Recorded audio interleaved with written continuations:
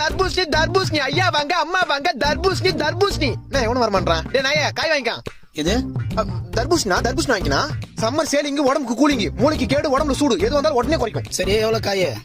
1 100 ரூபாய் 2 30 ரூபா. இது 1 100 ரூபாய் 2 30 ரூபாவா? நல்லா ஆஃபர் இருக்குது. இந்த 2 கொடு. கொடுக்குறேன். என்னண்ணா யோ 2 பீஸ் தான் 30 ரூபாயா? பின்ன முழு காய 30 ரூபாய்க்கு 2 கொடுப்பாங்க. அப்புறம் அவள் தான் போக வேண்டியதா துண்ட போடணும். யோ 30 ரூபாய்க்கு 2 காய் கொடுக்கலாம் குடியா? 30 ரூபாய்க்கா? நோ நான் உன் சொல்ற நல்லா கேளு. என்ன முட்டையில இருந்தா கோழி வருது, கொட்டையில இருந்தா தர்பூசணி வருது. கோயில இருந்து வர முட்டையை இப்ப 3 ரூபாய்க்கு தர மாட்டான். நான் இப்ப கொட்டையில இருந்து வந்த தர்பூசணி 30 ரூபாய்க்கு கொடுப்பேன். இது அப்ப காசு கொடு, நான் கிளம்புறேன்.